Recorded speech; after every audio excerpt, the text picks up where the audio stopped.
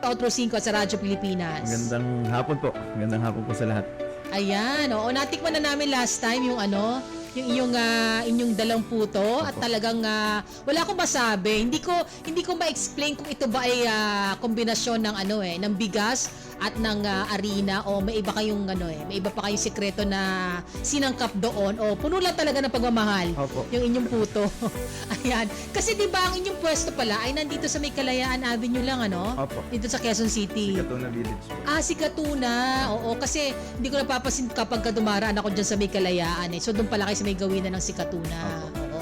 So magandang malaman muna, Sir Daniel, paano ba nagsimula ang inyong Esperanza's Original? At sino si Esperanza? Ay, yung mother ko po, si Esperanza actually, recipe na po ito 30 years ago.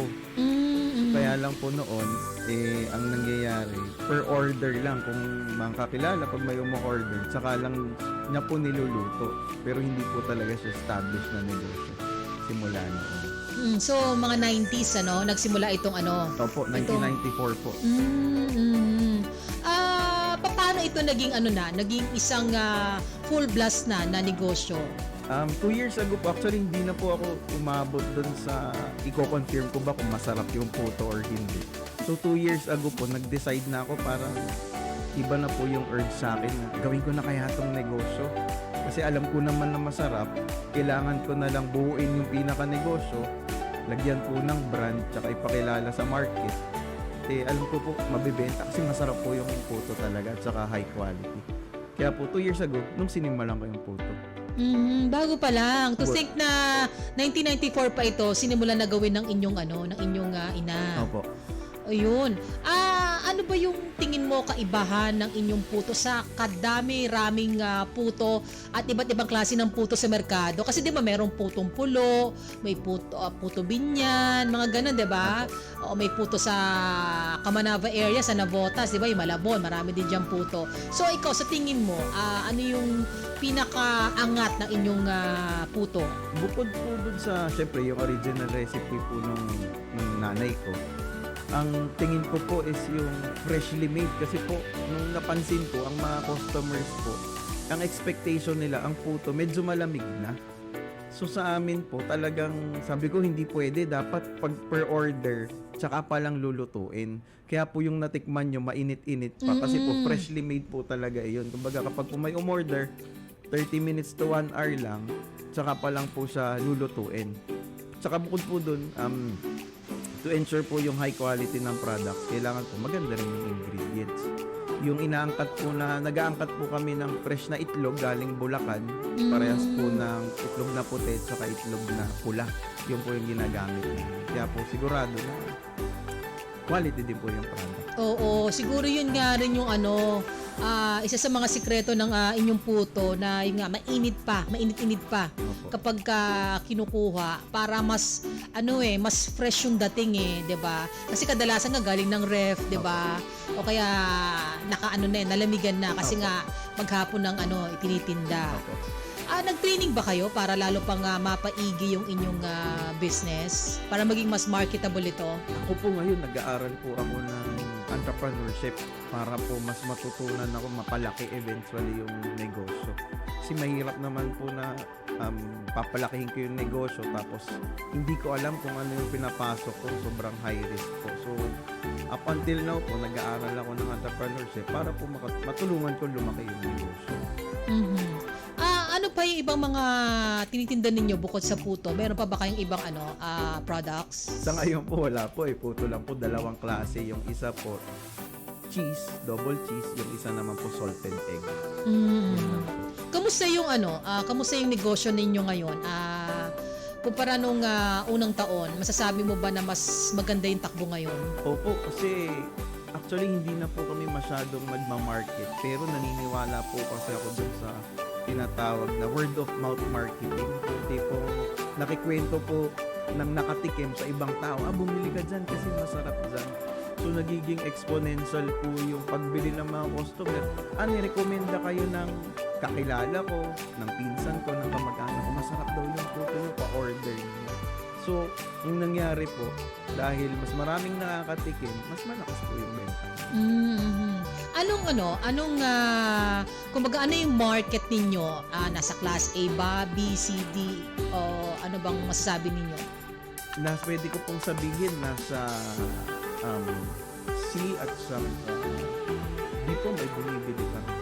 Pero yung presyo po, kaya po ng D, kaya po nasa D, kaya po ng D.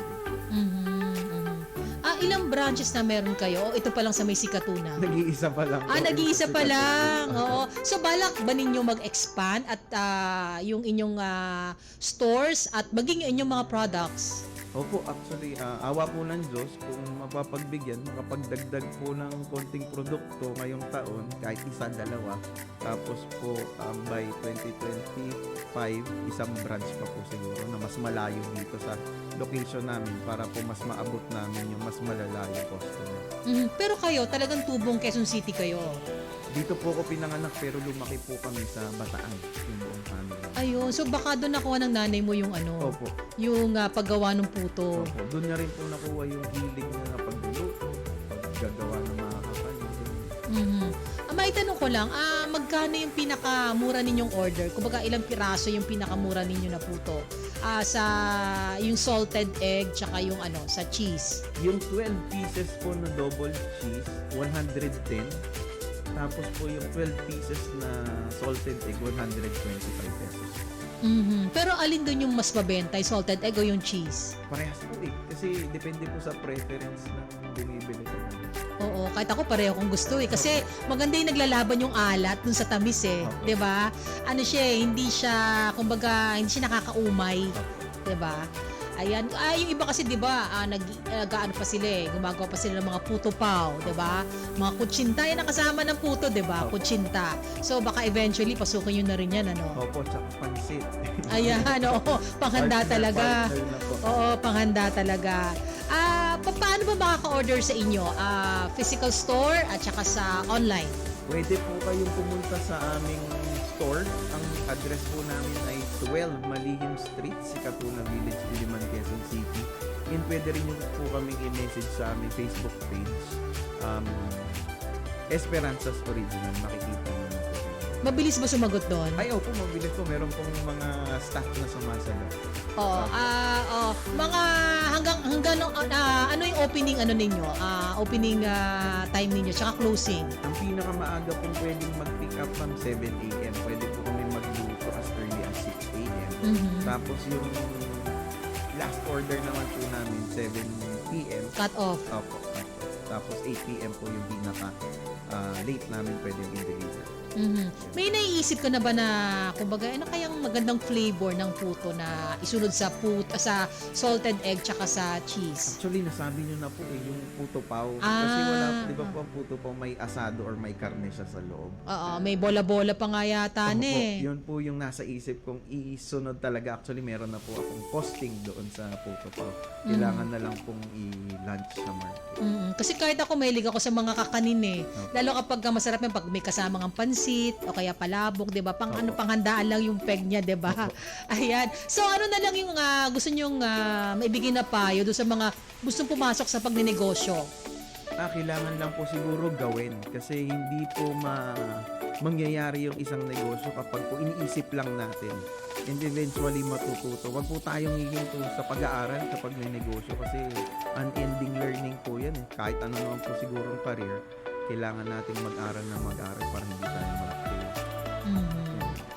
Sige, panghuli na lang talaga, huling hirit.